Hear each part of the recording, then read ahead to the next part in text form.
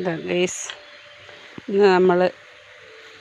ഇന്നത്തെ നമ്മളെ കൃഷി ഒരു പിയൂറ് മാവിൻ തൈ ഉണ്ടായിരുന്നു.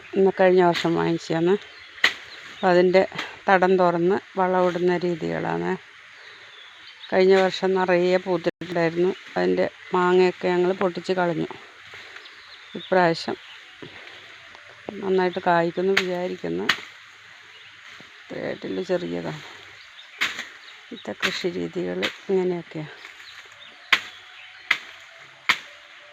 എല്ലാത്തിനും വളം കൊടുക്കുമ്പോഴേ ഇയാൾക്ക് തുറന്ന് വളം കൊടുക്കും. ഇതിന് മാത്രം വ്യത്യാസം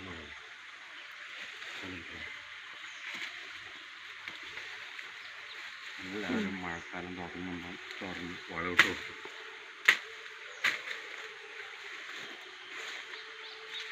കായ്ച്ചാലും കായ്ച്ചില്ലെങ്കിലും വളം കൊടുക്കണം,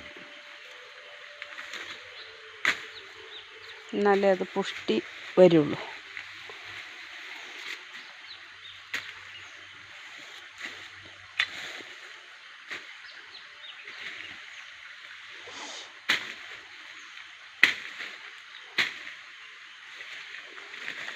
പിന്നെ അതിൻ്റെ ചുവട്ടിൽ കൂടെ ജൈവവളം, നമ്മൾ ചാണകപ്പൊടിയാണ് ഉപയോഗിക്കൽ.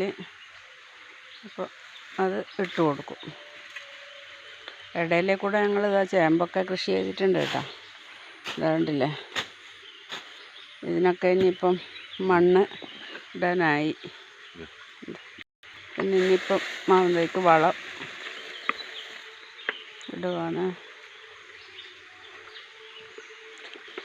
പല വെറൈറ്റി ഫ്രൂട്ട്സുകളും ഞങ്ങൾ കൃഷി ചെയ്യുന്നുണ്ട്.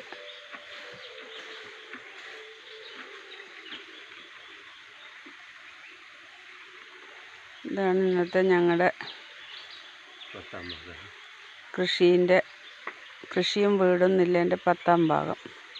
ഓരോ ദിവസം കുഞ്ഞു കുഞ്ഞു വീഡിയോ ആയിട്ട് ഞങ്ങൾ വരുന്നതായിരിക്കും. നിങ്ങളെല്ലാവരും നമ്മളെ പ്രോത്സാഹിപ്പിക്കണം.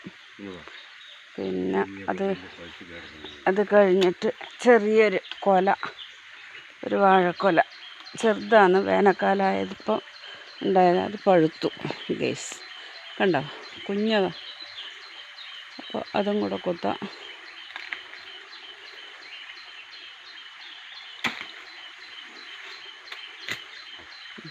അത് നന്നായി, അത്രയും പിടിക്കാനായിട്ടില്ല.